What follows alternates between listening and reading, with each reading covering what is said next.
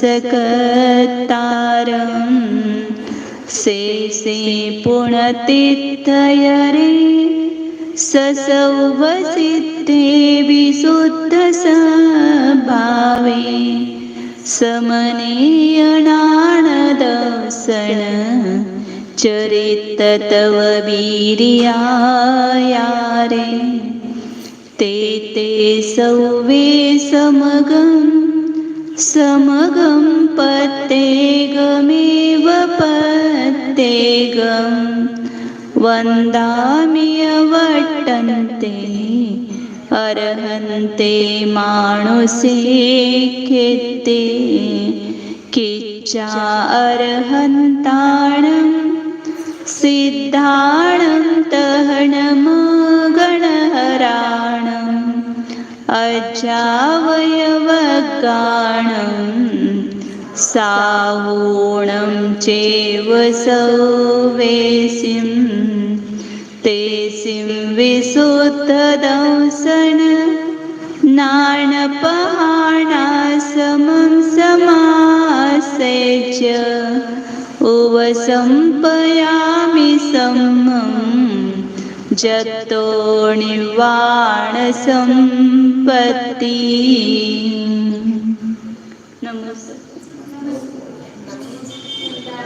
जय बोलो कलिकाल सर्वज्ञ आचार्य कुंद कुंद देव की, जय अध्यात्मूर्ति अमृतचंद्र आचार्य देव की, जय परम पूज्य जयसेन आचार्य देव की, जय बोलो चारित्र चक्रवर्ती समाधि सम्राट आचार्य शांति सागर जी महाराज की, जय बोलो प्रातः स्मरणीय गुरुदेव समंत भद्रमणि महाराज की, जय बोलो परम पूज्य आचार्य प्रवर सुंदर सागर जी महाराज की, जय बोलो परम पूज्य मम दीक्षा गुरु वत्सल सिंधु आचार्य सुयस सागर जी महाराज की, जय बोलो।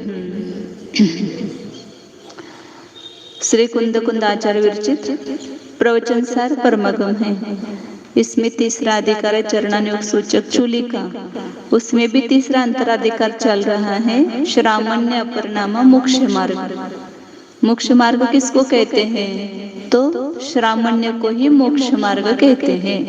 मुनिपना मतलब ही मोक्ष मार्ग है।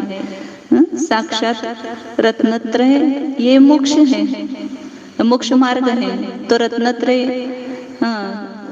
किस में होता, किन में होता है? तो मुनि में होता है। तो मुनिपना मतलब शरीर की अवस्था नहीं है। मुनि पर्याय किसकी है? जीव की पर्याय है। और कौन सी पर्याय? वो रत्नत्रय रूप जो जीव की पर्याय है उसको ही मुनिपना कहते हैं। तो इसलिए यहाँ पर मोक्ष मार्ग का ही दूसरा नाम मुनिपना कहा है। और उसका मूलभूत उपाय क्या है, इसकी चर्चा यहाँ पर चल रही है पहले स्थल में, कि आगम का ज्ञान इस सब का मूलभूत उपाय है। क्योंकि आगम के बिना पदार्थ का निर्णय नहीं होता है। पदार्थ का निर्णय हुए बिना एकाग्रता नहीं आती है, स्वपर भेद विज्ञान नहीं होता है, पर और आत्मा का ज्ञान नहीं होता है, परमात्मा का ज्ञान नहीं होता है। और जब तक पदार्थ का निश्चय नहीं होता है तब तक एकाग्रता नहीं आएगी, और एकाग्रता नहीं आएगी तब तक मुनिपना सिद्ध नहीं होगा, मतलब प्राप्त नहीं होगा। इसलिए और कर्म का क्षय नहीं होगा। इसलिए कर्म के क्षय के लिए कहो या मोक्ष मार्ग के लिए कहो, मूलभूत उपाय आगम ज्ञान है, आगम का अभ्यास है। इस पर आचार्य यहाँ पर जोर दे रहे। 233 नंबर की गाथा जयसेन आचार्य की टीका पढ़ना है। अमृतचंद्राचार्य की टीका हुई थी कल, नीचे जयसेन आचार्य की टीका बारे इसमें जो है 232 लिखा होगा, या आपके क्या केवल 32 लिखा होगा, उसके आगे देखना। आपकी 33 होगी केवल। हाँ हाँ, आगम हीनो समनो वो है किती 293 पेज आहे। अथ आगम परिज्ञानहीनस्य कर्मक्षपणं न भवति इति प्ररूपयति। जो आगम परिज्ञान से रहित है, जिसको आगम क्या पता नहीं है, उसको कर्म का क्षय नहीं होता है। हम मोक्ष मार्ग के लिए तो प्रवृत्त होते हैं, लेकिन बाहर की क्रिया को ही मोक्ष मार्ग मान करके उसी में मूड हो जाते हैं। इतनी क्रिया करने से मुझे मोक्ष मार्ग मिलेगा, छठ आवश्यक करो मोक्ष मार्ग मिलेगा, देवशास्त्र गुरु का श्रद्धान करो मोक्ष मार्ग मिलेगा। लेकिन मोक्ष मार्ग वास्तव में क्या है वो आगम पढ़कर ही पता हो सकता है। तो इसलिए और आगम में दोनों लेना, आगम और परमागम, आगम और अध्यात्म दोनों का भी अभ्यास आवश्यक है। पहली इसके पूर्व में गाथा में आचार्य ने बताया था, केवल आगम पढ़ करके आगम अभ्यास है भी नहीं होगा। आगम और उसके उस पूर्वक जो उसका सारभूत अध्यात्म है, उस अध्यात्म में अपने को साक्षात मोक्ष का मार्ग बताया है। इसलिए दोनों से, आगम से और अध्यात्म से जिसको पदार्थ का परिज्ञान होता है उसको ही आगे का मार्ग खुलता है। इसलिए आगम ज्ञान से जो रहित है उसको कर्म का क्षय नहीं होता है, ऐसा यहाँ बताते हैं। गाता पढ़ते एक बार। और आगमहीनो समणो नेव पाणं परं वियाणादि अविजानन्तो अर्थे खवेदिकं माणिकिदबिक्कू। इस गाथा का अर्थ करते हैं जैसे आचार्य, आगमहीनः श्रमणः न एव आत्मानं परं वा विजानाति। आगम रहित जो श्रमण है, मतलब जिसको आगम का अभ्यास नहीं है, आगम नहीं पढ़ता है, वह श्रमण अपने को और पर को जानता नहीं है। क्योंकि आगम का ज्ञान जिसको नहीं है उसको क्या पता कि मैं कौन हूँ। कभी ना कभी पहले उसको पढ़ा हुआ हो और अभी उसको जाति स्मरण हो जाए या याद आ जाए तो हो सकता है, निसर्ग सम्यक दर्शन भी कहा है।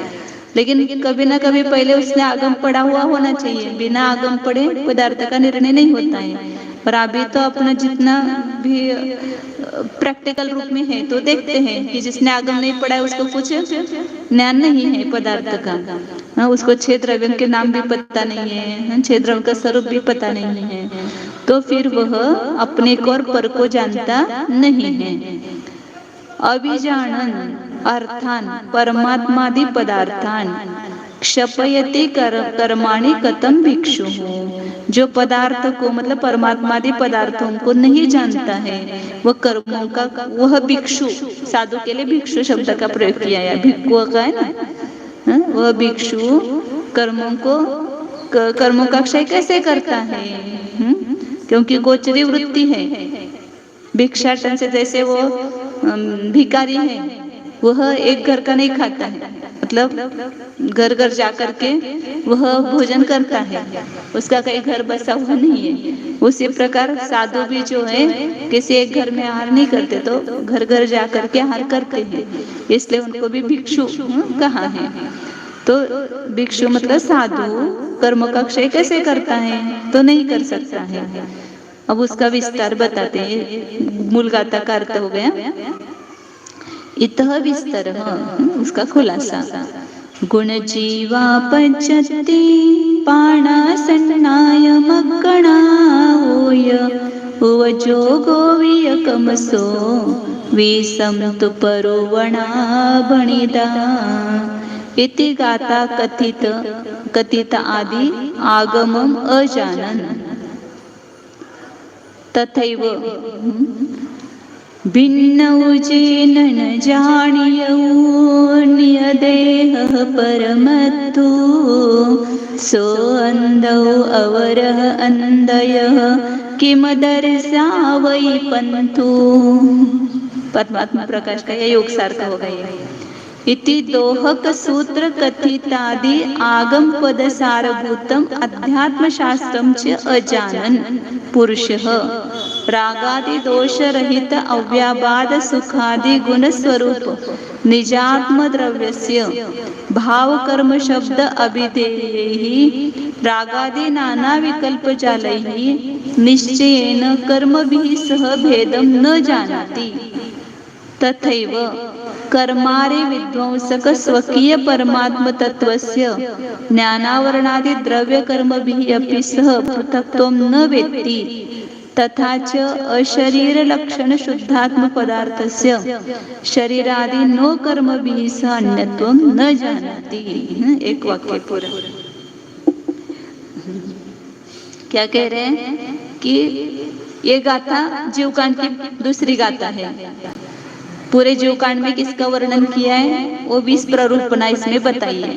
पहला गुण मतलब गुणस्थान, जीव मतलब जीव समास लेना, पर्याप्ति, प्राण, संज्ञा, मार्गना और उपयोग, 14 मार्गना और उपयोग, ये 20 प्ररूपणा बोले। गुणस्थान एक, जीवस्थान, जीव समास, पर्याप्ति, प्राण और संज्ञा कितने हो गए? 5 हो गए। और मार्गना 14 है, भिन्न भिन्न भिन्न इसे लेंगे। और उपयोग 19 हो गए और एक उपयोग 20 हो गए। तो ये 20 प्ररूपणा कही गई है। पूरा जीवकांड इसका ये अनुक्रमणिका है समझो, इसी का क्रम से 20 अधिकार में वर्णन किया है। जीवकांड के 20 अधिकार ये क्रम से, पहले में गुणस्थान बताया, दूसरे में जीव समास बताया, तीसरे में पर्याप्ति का वर्णन किया। ऐसे क्रम से 20 प्ररूपणा करके फिर उसके आगे 2 अधिकार है, ओगाधिकार और ओगादेशाधिकार और आलापाधिकार। तो ये पूरा जीव के भेदों का वर्णन है। जैसे संसारी का परिपूर्ण अपने को स्वरूप पता हो करने के लिए इस जीवकांड को पढ़ना चाहिए। एक जीवकांड पढ़ते ना बहुत सारा प्रमेय उसमें आ जाता है। गुणस्थान का ज्ञान होता है, जीव समासों का ज्ञान होता है, और जीवकांड पढ़ने से चारों अनुयोग पुष्ट होते हैं। जब तक जीवकांड नहीं पढ़ेंगे तो व्रतादि का भी सही रूप से पालन नहीं हो पाएगा, क्योंकि जब तक अपने को जीव समास का ज्ञान नहीं होता है तो हम अहिंसा धर्म का पालन ही नहीं कर सकते। करेंगे तो भी कहने मात्र से, मतलब दूसरों के कहने से या किसी के सुनने से करेंगे। लेकिन क्यों ऐसा करना चाहिए? क्यों पानी छान करके उसकी जीवानी करना चाहिए? क्यों मतलब 5 स्थावर कह के जीव की हिंसा कैसे हम टाल सकते हैं? ये सब जीव समास पढ़ने से पता चलता है, उसके बिना पता नहीं चलता है। इसलिए बहुत आवश्यक है, पहले आगम का ज्ञान होना ही चाहिए। तो इसलिए ये जो गाथा में बताए हुए जो 20 प्ररूपणा है, उस गाथा में कहे हुए आगम को जो नहीं जानता है, उसी प्रकार मतलब कोई लोग क्या करते हैं, केवल आध्यात्म का एकांत करते, कोई केवल आगम का एकांत करते। लेकिन जैसे नाचार्य की टीका देखो, उन्होंने सब जगह पिछली गाथा में भी बताया था, आगम पढ़ करके आध्यात्म पढ़ना, और दोनों का मेल जिसके पास होता है वही वस्तु के वास्तविक स्वरूप को जान सकता है। तो ये आगम को जैसे नहीं जानता है, उसी प्रकार अध्यात्म का भी अभ्यास करना चाहिए। बता रहे यहाँ पर कि ये योग सार की या परमा इसमें दिया है क्या? योग सार की होगी शायद, योग सार या परमात्मा, दोनों में योगिंदु देव की है। तो ये दोहा है, दोहा हम इसको बोलते हैं। तो भिन्न जेन न जानियो, जिसने भिन्न नहीं जाना, किसको? नियतेह परमत्तु, अपने शरीर से परमार्थ को, मतलब अपने परम आत्मा को, शुद्ध आत्मा को भिन्न नहीं जाना जिसने, वो कैसा है? अंधा है, ऐसा बोल रहे हैं। हमें लगता है कि हम तो बराबर देख रहे हैं आंखों से, हम अंधे कैसे हो सकते हैं? कोई अपने को अंधा कहा तो कैसा लगता है? आचार्य अपने को अंधा बता रहे, जो नहीं जानते वो अंधे हैं। जो इस शरीर से अपने आत्मा को भिन्न नहीं जानते हैं वो अंधे हैं, क्योंकि हाँ अलग होते हुए भी नहीं दिखाई दे रहा है तो अंधा ही नहीं। जैसे कोई रखी हुई वस्तु किसी के पैर ठोकर लग जाते तो क्या बोलते हैं? ये क्या अंधा है क्या? तुझे दिखता नहीं है क्या?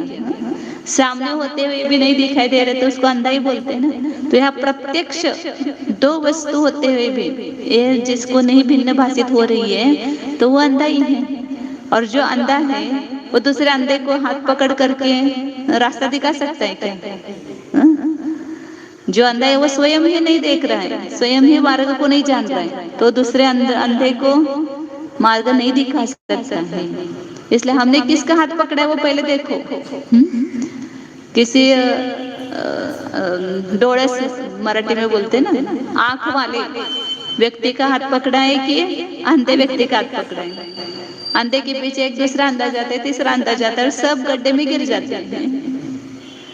नहीं देख रहे कि वो कौन है। तो आचार्य इसलिए कह रहे कि वो अंधा है कि जो पर से भिन्न अपने निज आत्मा को नहीं जानता है, और वो अंधा दूसरे अंधों को कैसे मार्ग दिखा सकता है। ये अपने जीवन का बहुत टर्निंग पॉइंट है। हम मतलब अपना कल्याण करने के लिए घर से निकलते हैं, लेकिन हम कल्याण कर पाते कि नहीं कर पाते हैं वो किसी को पता नहीं है। हाँ, गुरु समझ करके उनका सब कुछ स्वीकार करते हैं, उन पर श्रद्धा करते हैं, लेकिन वो गुरु ही यदि विवेकशील नहीं है, भेद विज्ञानी नहीं है, तो हमें कैसे भेद विज्ञान करा सकेगा, हमें कैसे आत्मा का ज्ञान करा सकेगा। उसको स्वयं को आत्मा का अनुभव नहीं है, तो दूसरों को ऐसी प्रतीति नहीं उत्पन्न करा सकेगा कि तुम आत्मा का अनुभव करो। उल्टा फिर अपने को और भ्रमित करते कि नहीं, आत्मा का अनुभव नहीं होता है चौथे गुणस्थान में या नीचे के गुणस्थान में, श्रावक को नहीं होता है। ऐसा कह करके तो फिर उसके लिए पुरुषार्थ क्या करना है। पीछे भी अपना आया था कि जब तक आत्मा को नहीं जानते तब तक पर को भी नहीं जानते, और आत्मा और पर को नहीं जानते तो उसको सम्यक दर्शन ही उत्पन्न नहीं हो सकता है। क्योंकि सम्यक दर्शन की व्याख्या ही की है कि जो पर से भिन्न अपने निज आत्मा का श्रद्धान करता है वो सम्यक दर्शन है। पर से भिन्न अपने निज आत्मा को जानता है वो सम्यक ज्ञान है। पर से भिन्न अपने निज आत्मा में लीन होता है वो सम्यक चारित्र है। तो जो निज को और पर को नहीं जानता है उसको सम्यक दर्शन कैसे उत्पन्न होगा। तो इसलिए आचार्य कहते हैं कि इस दोहा में कहे हुए वो ये कौन सा शास्त्र है, आध्यात्म शास्त्र। पहला आगम, जीव कांड जो है आगम है, और ये परमात्मा प्रकाश सोमे साराधिक अध्यात्म शास्त्र है। तो आगम और अध्यात्म क्या है, आगम का सार है, निचोड़ है। इतना सब विस्तार से बताया, किस लिए बताया, पूरा आगम। एक आत्मा को जानने के लिए ये सब कुछ है ना। सब पढ़ो और आत्मा को नहीं पढ़ो तो आगम पढ़ा ही नहीं हमने। क्योंकि जिसके लिए पढ़ना है वही हमें नहीं पता चल रहा है। जिसको मोक्ष जाना है, जिसको मोक्ष, जो मोक्ष मार्ग में परिणमित होने वाला है, उसका ही अस्तित्व हमने नहीं ग्रहण किया, तो फिर मोक्ष मार्ग होगा कैसे। तो इसलिए आगम पद का सारभूत क्या है, अध्यात्म शास्त्र। और उसको जो नहीं जानता है, अजानन ऐसा पुरुष कैसा होता है, वह रागादि दोष रहित अव्याबाद सुखादि गुण स्वरूप निजात्म द्रव्य। निजात्म द्रव्य, अपना आत्म द्रव्य कहाँ पर है, अभी है कि नहीं है, अभी है वर्तमान में। जिसकी चर्चा हम कर रहे हैं वो वस्तु शब्द नहीं पकड़ना है, केवल निज आत्म द्रव्य कहते हैं उसका अस्तित्व हमें ख्याल में आना चाहिए कि इस शरीर में ही ये जो चैतन्य स्वरूप, ये ज्ञानादि अनंत गुण स्वरूप, ये मेरा आत्मद्रव्य है। ऐसा उसका भान अंदर में होना चाहिए। और वो निजात्म द्रव्य कैसा है वही बताया कि रागादि दोषों से रहित है। तो अभी आप तो राग कर रहे हैं, आप कैसे रागादि दोष से रहित हो सकते हैं, ये प्रश्न करते हैं ना लोग। विवक्षा नहीं समझते आगम की क्या है। यहाँ पर आचार्यों के शब्द है, हम नहीं बता रहे कि रागादि दोष रहित निजात्म द्रव्य। अब रागादि है तो रागादि दोष रहित कैसे हो सकता है, तो वो दृष्टि है देखने की। आपने उसको पर्याय दृष्टि से देखा तो आपको राग दिखाई दे रहा है। उस राग को, राग के बिना भी है कि नहीं है आत्मा। जैसे सिद्धालय में विराजमान सिद्ध भगवान है, उनमें राग है क्या, तो वैसा ही सिद्ध परमात्मा अभी इस शरीर में भी विद्यमान है। रागादि भी हो रहे हैं, लेकिन वो रागादि रूप नहीं होता है, रागादि दोषों से रहित है। हाँ, पर्याय दृष्टि से देखो तो वहां पर वो उस समय राग रूप परिणमित हुआ है, लेकिन उसका वस्तु स्वभाव की दृष्टि से देखो, शक्ति रूप से देखो या स्वभाव दृष्टि से देखो तो वह राग रूप होने योग्य नहीं है। जैसे गर्म पानी है, अभी वर्तमान में आपको कैसा दिख रहा है, पानी गर्म दिखाई दे रहा है, लेकिन वो पानी का स्वभाव है क्या। आपको किसी ने पूछा पानी का स्वभाव क्या है, ठंडा है, शीतलता है बोलेंगे ना। गर्म अवस्था में भी, अभी गर्म है वर्तमान में, तो भी उसका स्वभाव क्या बोलेंगे, ठंडा पर नहीं बोलेंगे। जो उष्णता पैदा हुई है वो उसका स्वभाव है क्या, वो तो विकृति हुई है उसमें, पर के निमित्त से संयोग से उसमें उपाधि जनित वो भाव है, वास्तविक वो पानी का स्वभाव नहीं है। उसी प्रकार जो अभी वर्तमान में हमारे कषाय उत्पन्न हो रहे हैं, राग द्वेष मोहादि भाव, ये उपाधि जनित भाव है, ये मूल आत्मा का स्वभाव नहीं है। हाँ, इसलिए आचार्य जब भी दिखाते उसको शुद्ध निश्चय की दृष्टि से, हाँ, यहाँ पर शुद्ध आत्मद्रव्य को दिखाते। अभी वर्तमान में वैसा पर्याय रूप रागादिक दोष का अभाव नहीं हुआ है, लेकिन शक्ति उसकी या स्वभाव ऐसा ही है। तो रागादि दोष से रहित अव्याबाद सुखादि गुण स्वरूप, मतलब निरंतर अव्यापाद मतलब बिना बाधा के सुख आदि गुण स्वरूप ऐसा जो निजात्म द्रव्य है, उस निजात्म द्रव्य का भाव कर्म शब्द अभिदेही रागादि नाना विकल्प जाले ही। भाव कर्म शब्द का वाच्य, भाव कर्म किसको कहते हैं?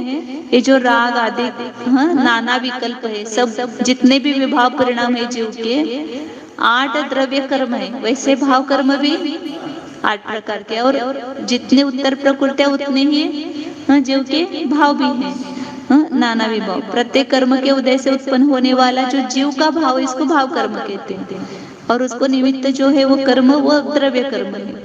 तो भाव कर्म शब्द का वाच्य राग आदि जो नाना विकल्प जाल है, इन जालों से निश्चय से कर्म भी सह भेदम न जानती, उस अपनी निजात्म द्रव्य का इन भाव कर्म से और द्रव्य कर्म से भेद नहीं जानता है।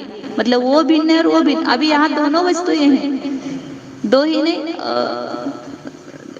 कर्म है, नो कर्म है, और भाव कर्म है, और आत्मा भी है, लेकिन उसको अलग अलग नहीं जानते, उस सबको मिला करके एक खिचड़ी करके जानते हैं। संकर कर दिया सभी में, अपने निजात्म द्रव्य में, रागादिक भाव में, द्रव्य कर्म में, शरीर में, सब में क्या कर दिया है? उसका अलग अलग डिपार्टमेंट है क्या हमारे दिमाग में? ये भाव कर्म है, ये द्रव्य कर्म है, ये नो कर्म है, ये जीव है, ऐसा सबको एक ही मानते हैं। पूरा शरीर भी मैं, भाव कर्म भी मैं, द्रव्य कर्म भी मैं, और ये जानने वाला भी मैं ही हूँ। तो सबको एक करता है। वही पिछले गाथा में आचार्य ने बताया था, ऐक्यम आकलित, एकत्व को प्राप्त करता है, मतलब एकत्व रूप जानता है। और यहाँ पर वही बात निषेध रूप से बता रहे हैं कि रागादि विकल्प जालों से भिन्न, कर्म से भिन्न अपने निजात्म द्रव्य को जानता नहीं है। कौन नहीं जानता है? कि जो आगम और अध्यात्म को नहीं जानता है, वह जिसको आगम का भी ज्ञान नहीं और अध्यात्म का ज्ञान नहीं है, वह इस भेद को नहीं जानता है। आध्यात्मिक लोग कहते हैं मुंह से, लेकिन आगम का अभ्यास न होने के कारण कर्म का, नो कर्म का व्यवस्थित उनको स्पष्ट ज्ञान नहीं होता। स्पष्ट ज्ञान नहीं तो वस्तु स्वरूप से उसको अलग अलग भी नहीं जानते हैं। तो तथैव उसी प्रकार कर्मारे विध्वंसक स्वकीय परमात्म तत्वस्य, या केवल भाव कर्म लिया है उन्होंने पीछे, अब द्रव्य कर्म से भिन्नता बता रहे। मतलब भाव कर्म शब्द के से वाच्य जो रागादि विकल्प जाल रूप जो कर्म है, उस कर्म से, मतलब भाव कर्म से अपनी निजात्म द्रव्य का भेद नहीं जानते हैं। उसी प्रकार कर्मारे विध्वंसक, कर्म रूपी शत्रु, दो पार्टी है ना, लड़ाई चल रही है, किसकी किससे लड़ाई है? यहाँ पर कर्म से लड़ाई। वास्तव में हमें तो लगता है कि दूसरे आदमी से, वो मेरा शत्रु है, उससे मेरी लड़ाई है। वास्तव में वो शत्रु यहाँ बैठा हुआ है, वो बाहर नहीं है शत्रु। उस शत्रु से हमारी लड़ाई नहीं चल रही है, इस अंदर बैठे कर्म रूपी शत्रु से हमारी लड़ाई चल रही है। हर समय कौन तकलीफ दे रहा है? एक कर्म ही तकलीफ दे रहे हैं। कर्म मतलब द्रव्य कर्म अंदर बैठा हुआ है, और उसके कर्म का उदय जैसे आता है वैसा पिक्चर बदलता जाता है। अभी अनुकूलता भी प्रतिकूलता, कैसा पिक्चर बदलता है? कौन करता है ये सब? तो अंदर एक कर्म में परिवर्तन चल रहा है। कभी उसके उदय, उदीर्णा, उपकर्षण, उत्कर्षण सब कुछ चल रहा है ना।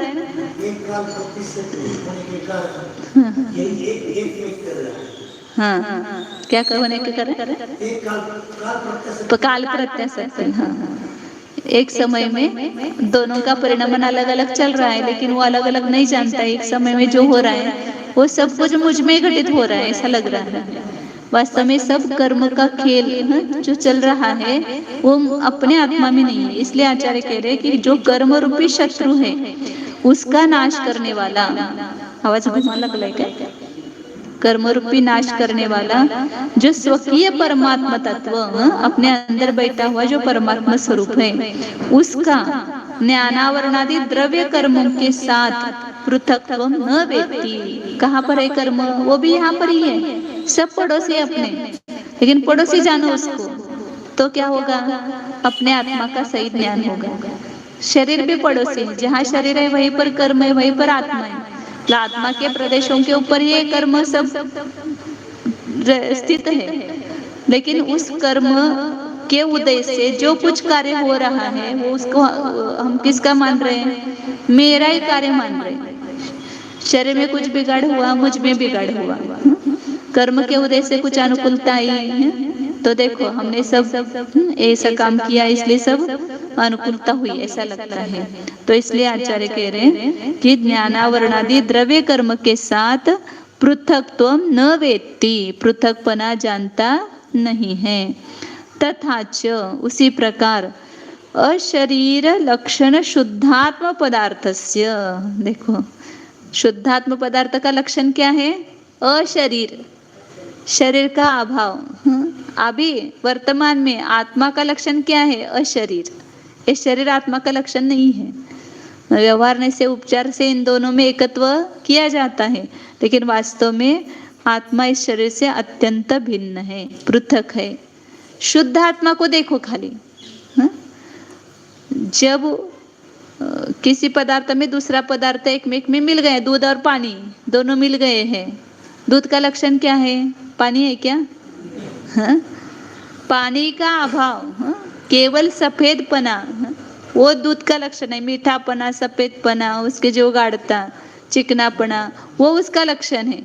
दूध और पानी एकत्र मिले हुए होने पर भी पानी का भी दूध रूप होता नहीं है। पानी पानी रहता है, दूध दूध रहता है। ऐसे यह आत्मा शरीर में रहता हुआ भी शरीर रूप होता नहीं है। दोनों के भले प्रदेश एक क्षेत्र में रह रहे हैं, लेकिन एक क्षेत्रावगाह होने पर भी जीव के प्रदेश जीव में है, पुद्गल के प्रदेश पुद्गल में है, या पुद्गल पुद्गल के प्रदेश में रह रहा है, जीव जीव के प्रदेश में रह रहा है, लेकिन दोनों के प्रदेश पास पास है। इसलिए हमें क्या लगता है कि ये शरीर मतलब ही मैं हूँ। शरीर तो क्या है? एक यंत्र बताया चरण इसको, अजंगमम जंगमने यंत्रम यथा तथा जीव धृतम शरीरम बेबत्सु पूति क्षयितापकम च स्नेहो वृथात्र स्नेहो वृथात्रैव यथा त्वया प्रणीत। आचार्य सुपार्श्वनाथ भगवान की स्तुति में कहा कि अजंगमम जंगमनेय मंत्रम, ये जो है जीव के द्वारा ले जाया जाने वाला ये अचेतन ये शरीर यंत्र है। उसे जिस प्रकार वो अपन कोई यंत्र जीव उसको ढोता है, उसी प्रकार यथा तथा जीव धृतम शरीरम, जीव ने धारण किया शरीर भी वैसा ही है। इसको शरीर अपने को ले जा रहा है कि हम शरीर को ले जा रहे हैं? जीव जीव जा रहा है, शरीर शरीर जा रहे हैं। दोनों में भी क्रियावती शक्ति है, इसलिए दोनों अपने अपनी शक्ति से चल रहे हैं। परस्पर में निमित्त नैमित्तिक संबंध है। जीव इच्छा करता है तब शरीर में जब परिणमन करने की योग्यता है तो शरीर चलता है। पैरालिसिस हो जाए और हम कितनी भी इच्छा करें कि हमें चलना है, हाथ हिलना चाहिए, ऊपर आना चाहिए, हिलता है क्या? हमारी आज्ञा से, हमारी मर्जी से शरीर का परिणमन होता है कि नहीं होता है? यदि हमारी मर्जी से शरीर का परिणमन हो तो जब पैरालिसिस होता है तब हम जैसा चाहते वैसा शरीर होना चाहिए, लेकिन होता नहीं है। तो ये शरीर क्या है चीज़, ये समझ में आना चाहिए कि एक जीव के संयोग में आया हुआ ये पौद्गलिक स्कंद है, वह जीव नहीं है। और कैसा है? वह बीभत्सु घिनावना है, पूती दुर्गंधमय है, क्षयी और विनाशिक है, और सबसे बड़ा तापकम ताप देने वाला है। बेटा ताप देता है तो उसको रखना चाहते क्या पास में? उसको हटाओ। और ये बेटा कितना तकलीफ दे रहे हैं? बेटा नहीं, वो तो शरीर पड़ोसी है। कोई पड़ोसी आपको तकलीफ देने लगेगा तो पड़ोसी के पास रहना चाहते क्या आप? नहीं, उस घर को छोड़ दो, दूसरी जगह देखेंगे हम। लेकिन इस पड़ोसी पर कितना प्यार है अनादिकाल से, इतनी तकलीफ देता हुआ भी वो यदि हमें तापदायक दिखाई दे, सब मेरा दुख इसके कारण है, बस ये मेरे से छूट जाए, मैं इससे छूट जाऊं तो मुझे कुछ भी तकलीफ नहीं है। जो इस शरीर के बंधन से छूट गए वे सिद्धालय में अनंत सुख में जाकर के विराजमान हो गए। तो मेरा इस शरीर से ये नाता कब छूटेगा, ऐसा अंदर से भाषित होना चाहिए। ये दुख रहा है तो मुझे बहुत दुख है, गर्दन दुख रही, तो गर्दन के दुख के कारण आप क्या हो गए, दुखी हो गए। गर्दन नहीं होती तो आप दुखी होते क्या? तो इसलिए समझ में आना चाहिए ताप कौन दे रहा है अपने को। घुटने हैं, चलते नहीं है, ऐसे नहीं होते, वैसे नहीं होते, इसलिए हम दुखी हैं। तो इस शरीर के प्रति जो हमारा मोह है वही दुख का कारण। शरीर भी दुख का कारण नहीं है। शरीर को मैं माना है, इसके प्रति मेरा मोह है, इसलिए हमें दुख हो रहा है। अब इसके प्रति ममत्व तो छोड़ो, तो देखो कुछ दुख होता है क्या अंदर से। वो भीतर से उसको जब अलग भाषित करेगा, अलग दिखेगा उसको, तो फिर उसकी अवस्था उसमें रहे, मुझे क्या करना है, उसके ऐसा चलता है चलने दो, मैं तो अपना काम करूंगा। ऐसा भेद विज्ञान अंतरंग में उस शरीर से भिन्न अपने को जानता है तो उसको तकलीफ नहीं होती है। इसलिए क्षयितापकम च स्नेहो वृथात्रैव, ये इस शरीर पर प्रेम करना, ऐसी वस्तु पर कोई प्रेम करता है क्या जो देखने में भी घृणा आती है, नष्ट होने वाली है, ताप देती है, ऐसी वस्तु को हम कभी रखना नहीं चाहते। तो इसलिए आचार्य इसका वास्तविक स्वरूप दिखा रहे अपने को, इसका मोह छुड़ाने के लिए, इस पर द्वेष करने के लिए नहीं, इससे हमारा जो आसक्ति मोह है वो छूट जाए, इसलिए वैसे विशेषणों को देते हैं। तो आचार्य कहेंगे अशरीर लक्षण, शरीर से भिन्न, शरीर से रहित जिसका लक्षण है, ऐसे शुद्धात्म पदार्थ की परिचिति नहीं, शुद्धात्म पदार्थस्य शरीरादि नो कर्म भी सह, शरीरादि नो कर्म के साथ अन्यत्वम न जानाति, अन्यपना जानता नहीं है। तो हमें ये पहला काम करना है।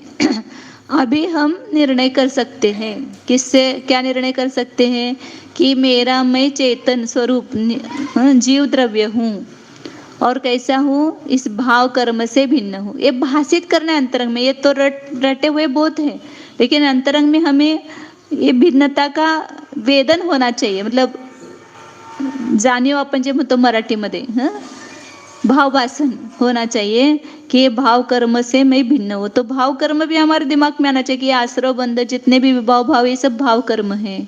अभी मैं जो कर रहा हूँ वो भी भाव कर्म है, लेकिन वो भाव कर्म मेरे स्वरूप में नहीं, उससे मैं भिन्न हूँ। इस द्रव्य कर्म से, ये ज्ञानावरणादि द्रव्य कर्म भी है, उससे भी मैं भिन्न हूँ। और ये जो दिखाई दे रहा है इंद्रियों के द्वारा नो कर्म, ये शरीर और आदि शरीर आदि मतलब इंद्रिय वगैरह जो है या जितने भी संयोगिक पदार्थ है वे सब मुझसे भिन्न है या उन कर्मों से मैं भिन्न हूँ। दोनों से, इधर से उधर से, दोनों तरफ से भेद विज्ञान, मुझसे शरीर भिन्न है और शरीर से मैं भिन्न हूँ। इस प्रकार अन्यत्व जानता नहीं है। कौन नहीं जानता है?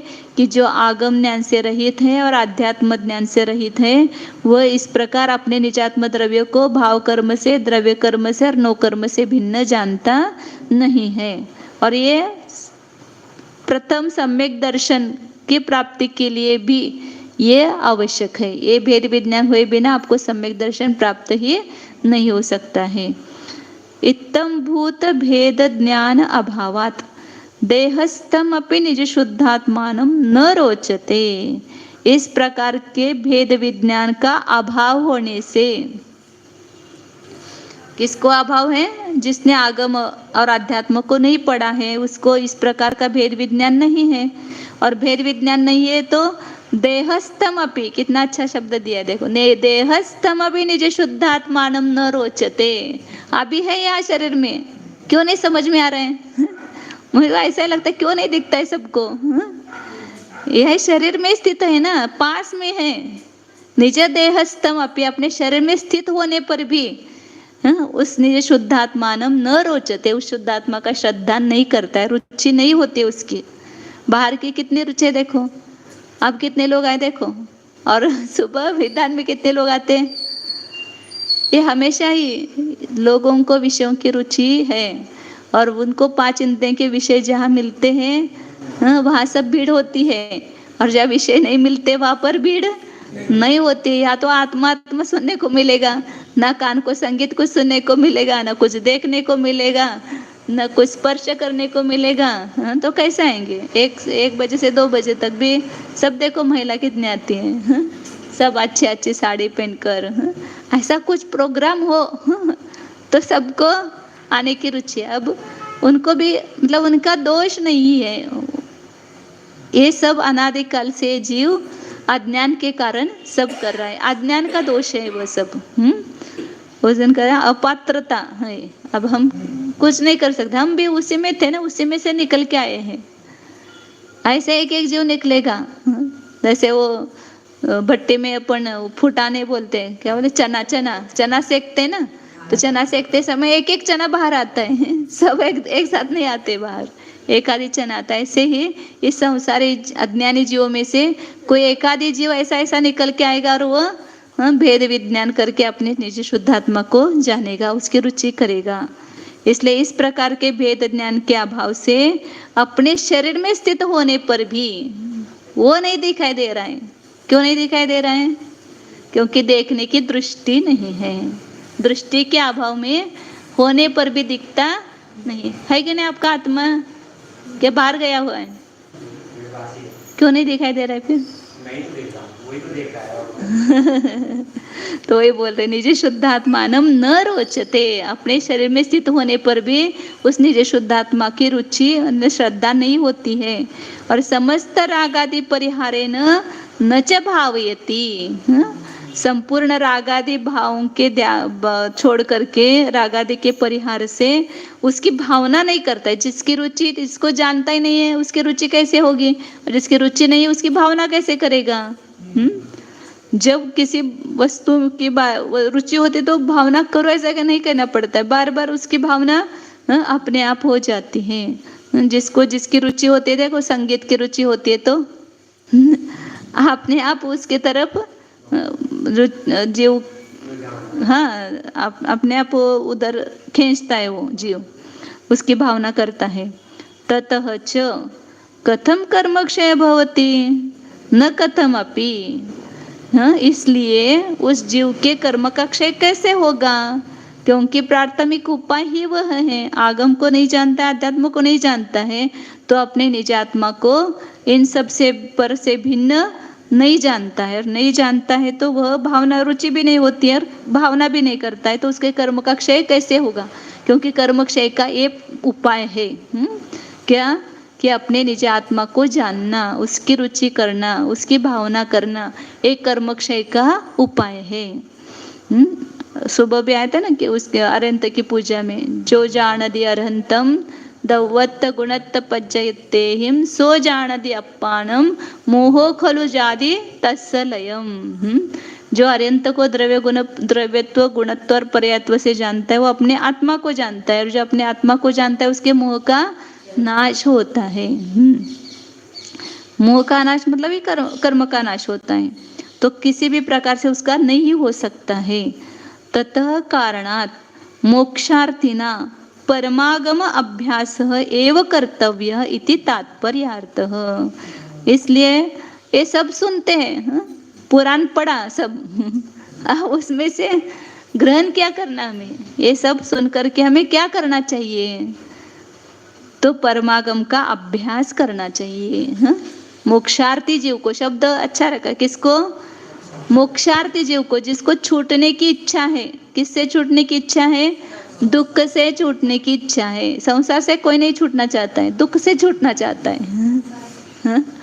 संसार रहे और सुख मिले तो अच्छा ही है ना, क्यों संसार को छोड़ना चाहेंगे? संसार में सुख मिलेगा तो, हाँ, लेकिन संसार में हमने सुख मान लिया है ना, इसलिए दुख नहीं चाहता है कोई भी जीव। लेकिन दुख, ये संसार दुख रूप है, इसकी भाव भासना नहीं हुई है, इसलिए वो संसार में ही सुख खोजता रहता है। और कितने लाख करोड़ उपाय करने पर भी उसकी सफलता नहीं मिलती है, इतना होगा तो मैं सुखी हो जाऊंगा, अभी पढ़ लिख करके बड़ा हो जाऊंगा तो सुखी होऊंगा, फिर शादी करूंगा तो सुखी होऊंगा, फिर बच्चे होंगे तो सुखी होऊंगा, अब एक घर बनाएंगे तो सुखी होंगे, ये होंगे तो सुखी होंगे। सब कितनी कल्पनाएं हैं सुख की, लेकिन सब छोड़ करके मैं अपने आत्मा में रमन करूंगा तो सुखी होऊंगा, ऐसा लगता है क्या कभी? और सच्चा उपाय वही है। लाख कितने भी उपाय करो सुख के, तो सुख कभी होता नहीं है। उस कितना भी कुछ करेंगे उसमें सुख है ही नहीं ना, तृष्णा ही है वो। तो तृष्णा की तो कभी पूर्ति होती ही नहीं है, तो सुख कब होगा? मरते दम तक। अभी भी है ना, कितने बूढ़े बूढ़े हो गए, सबको बोलते हैं 80 साल के हो गए, 82 साल के हो गए, अब छोड़ो छोड़ो, घर क्या रखा है घर में, कुछ भी नहीं काम, फिर भी घर छूटता नहीं है। क्यों नहीं छूटता है? क्योंकि वहां सुख बुद्धि पड़ी हुई है। घर छोड़ेंगे तो क्या करेंगे, कैसे रहेंगे, कहाँ रहेंगे, कौन हमें मदद करेगा, मतलब ऐसे ऐसी सब भावनाएं अंदर में पड़ी रहती हैं। दिगंबर दीक्षा लेना बच्चों का कोई छीन नहीं। नग्न दिगंबर दीक्षा लेना बच्चों का कोई छीन नहीं। आप बच्चे नहीं है ना, लेकिन परिश्रम सहने भरा पहले से नहीं करती, क्योंकि हम इसमें से होने के बाद जो स्वास्थ्य से बुलबुल है वो तो हम करके घर में रहेंगे। अच्छा, लेकिन श्रावक रहते हुए ही आप आगे बढ़ सकेंगे क्या मोक्ष मार्ग में? सन्मुक्त होंगे ना, समाधि नहीं होती है श्रावक घर में रह करके। चलो आगे। तत कारणात चतुर्थ गुणस्थान्तर घर में रहे, ये पालन 12 वर्षों का पालन कर सकते। चतुर्थ गुण बाद में कुछ काम नहीं करते हैं। समझकर चतुर्थ गुणस्थान तब तो रहता है। पांचवें गुणस्थान लेकिन चतुर्थ गुणस्थान से मोक्ष होगा क्या? भाई भगवान को 16 भाव लगेगा, हमारा कहाँ? ठीक है, आपको और भाव में रहना है तो रहो आप। तत कारणात मोक्षार्थी ना परमागम अभ्यास एव कर्तव्य, इसलिए मोक्षार्थी जीव को परमागम का अभ्यास ही करना चाहिए, ऐसा तात्पर्य अर्थ है। 4 बज गए हैं, अभी इसको बंद करते हैं। आगे की गाथा बहुत अच्छी है। आगम चक्षु साहू कल पढ़ेंगे इसको।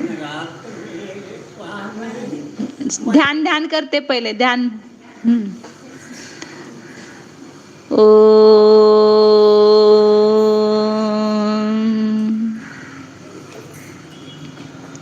जानिए, जानना तो चालू ही है, लेकिन उस जानन में जानने वाले का जानन नहीं हो रहा है। मैं को जीव रूप से नहीं जान रहे हैं, मैं को इस सहयोगी पर्याय रूप से हम जान रहे हैं। वही मूढ़ता है। मैं मनुष्य, मैं स्त्री, मैं पुरुष, मैं व्रती, मैं अव्रती, मैं चतुर्थ गुणस्थान वर्ती, मैं मुनि, मैं आरिका, ये सब पर्याय बुद्धि है। इन पर्याय बुद्धियों से परे जो त्रिकाली ध्रुव है, ऐसा ये शुद्धात्म पदार्थ इस शरीर के भीतर विद्यमान है, उस तरफ दृष्टि दो, उसको अपने ज्ञान का विषय बनाओ, अपनी श्रद्धा का विषय बनाओ।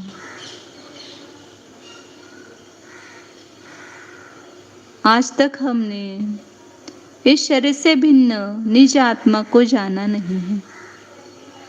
उसको भाव रूप से ग्रहण करो, उसको एक पदार्थ रूप से ग्रहण करो, उसके अस्तित्व को पहचानो। किस रूप है वह?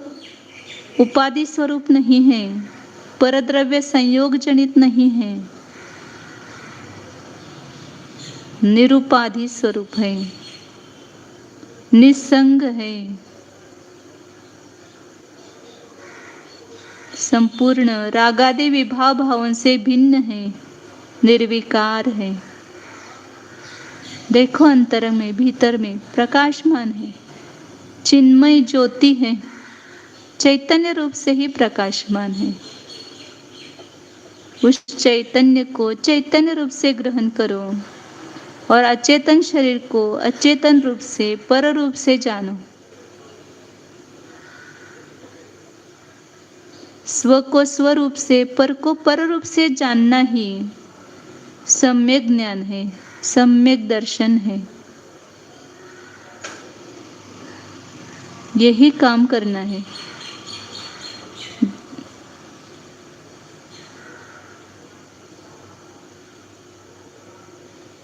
इसमें स्व क्या है, पर क्या है? जहाँ शरीर है वही ये चैतन्य स्वरूप आत्मा है, लेकिन आत्मा शरीर नहीं है, शरीर आत्मा नहीं है। जहाँ आत्मा है वही द्रव्य कर्म स्थित है, लेकिन ये द्रव्य कर्म मैं नहीं हूँ, मैं द्रव्य कर्म से भिन्न हूँ। जहाँ रागादिक भाव है वही पर आत्मा है, लेकिन नहीं, रागादि भाव मेरे त्रिकाली स्वरूप में नहीं है। एक क्षणिक अध्रुव पर संयोग जनित विकारी भाव है। सबका अपनी बुद्धि में स्पष्ट विश्लेषण कीजिए और इसमें इन तीनों से भिन्न जो चैतन्य ज्योति है, ज्ञानादि अनंत गुणों का पिंड है, अमूर्तिक असंख्यात प्रदेशों का पिंड है, ये वस्तु मैं हूँ। उतनी ही वस्तु पर अपना अधिकार जमाइए। इसी का मैं स्वामी हूँ। अन्य जो कुछ है मेरा, उसका स्वामी मैं नहीं हूँ। ये वस्तु मेरी नहीं है। ऐसा अंदर में भाव भाषण करो।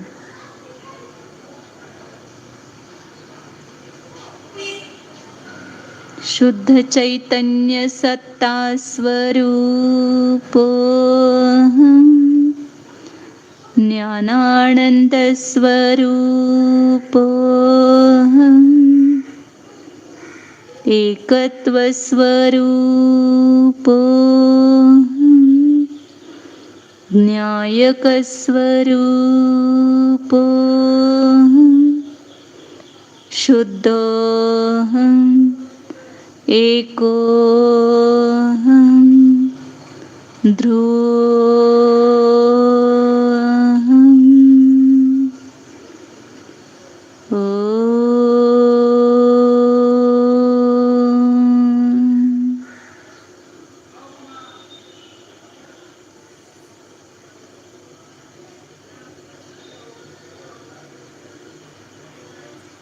विसर्जन।